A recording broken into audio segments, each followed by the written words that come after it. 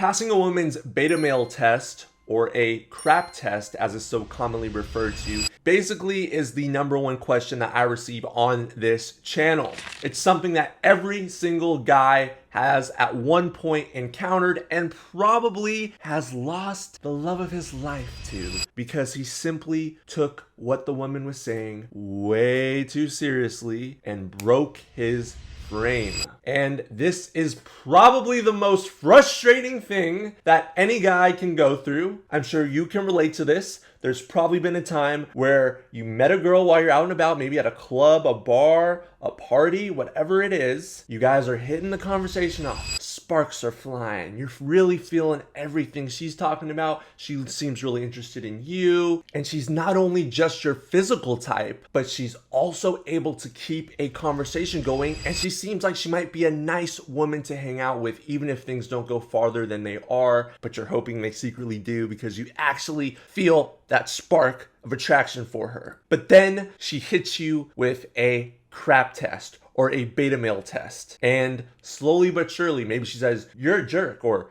"Are you a player?" or "What do you do for a living?" Or she might ask you, "Why are you wearing that jacket?" or point something out about your physical appearance that makes you slightly insecure and throws you out of your state and the conversational flow that you two just had. And then sadly, you fold and you lose the woman of your dreams. Oh, heartbreaking. Well, I have a solution for you. By the end of this video, you will have a thorough understanding of what happened to you, why she tests you, and what you can do about these beta male tests so this never happens to you again, because it just sucks when you lose that woman of your dreams and she just slips right through your fingers after you thought everything was gonna go well. It's maddening. And most guys get extremely bitter from this. And there's always that one girl that got away when everything was smooth sailing that they could have had, but they failed her test. But you won't, because you have this information. So with no further ado, let's dive into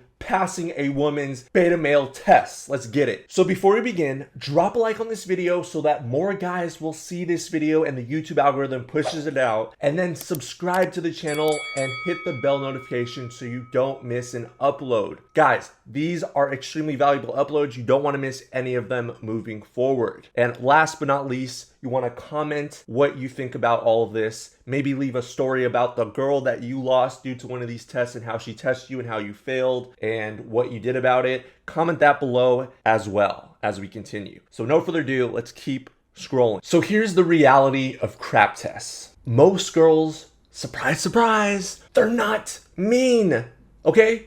They're not just going up to guys that aren't threats and calling him a loser or a jerk or a big fat meanie, and then making him qualify himself and justify his behaviors and his actions, right? That's not the average woman that's doing that just to any random guy.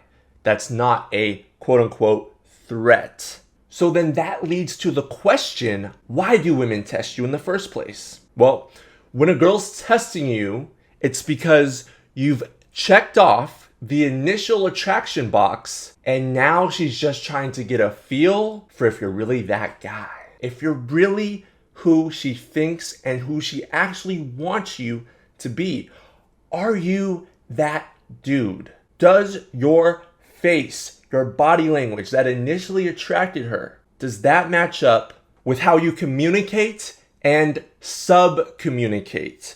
So women, unlike men, pay more attention to the sub-communication or the underlying tones and the core essence of a man when he speaks and where that is coming from, and if there's strength and power behind that. And from there, she gets a core level reading of who that guy truly is, his authentic self, that so many guys oftentimes try to hide and tuck away. So in order to get this read on you, she tests you. But here's the thing.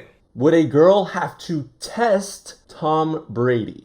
Like, I don't know if Tom's a guy who's quality enough to hook up with tonight. Let's see if he thinks he's a jerk or not? And then she proceeds with a crap test. Of course not. He's already been pre-selected as higher value by other women and, more importantly, by himself. Tom doesn't need the approval of anyone else. At a core level and essence and understanding of who he is as a man, outside of all his accolades, he is a core believer in who Tom himself authentically is. So he doesn't need the validation from outside external forces. We'll get to that later. I mean, look at this picture. Look at it. Look at Giselle's body language and talk about a huge indicator of interest that she's showing in Tom. She's leaned into him, Tom sitting there as the upright pillar while she is the supported one. But here's the truth. You're not Tom. So she's got to do her own research on you. You haven't necessarily been pre-selected by other women or by Sports Illustrated or by how you behave, and people can see that on a public scale as a social media figure or something like that. So she has to figure out if you're a bitch still, basically. So insert the beta male test. Now it's testing time, motherfucker. Now it's testing time. We're gonna find out if who you present yourself to be on the outside matches up with who you are on the inside. You can't blame women for this because she wants to know if you're really about that life. If you're someone that's worth procreating with, possibly, and passing on healthy offspring that won't have any difficulties surviving. That's basically what it boils down to at a primitive evolutionary level. We'll talk about that later. And the beta male test cycle looks like this. Phase number 1, you start off with no tests. Phase number 2, then you get a range of tests because she's finding you more attractive, like we talked about. So now she has to test you, see if that matches up. And phase number 3, lastly, you rarely get tested, if at all. Now, there's some weird women out there that will continuously test you in a long-term relationship if you end up being with her. And sometimes you can have a girl that's constantly testing you and actually gets a little sick enjoyment off of it. But I would say this is largely not the average woman, or at least not the healthiest woman that's doing this. And phase number 3, where you rarely get tested, if at all, happens because you're very rooted in your reality. And she realizes this. So she's going to stop testing you. Women test you when they feel like your value and your sense of who you are at your core being and your essence as a man is starting to falter. And they're starting to become worried about whether or not you're still a viable long-term option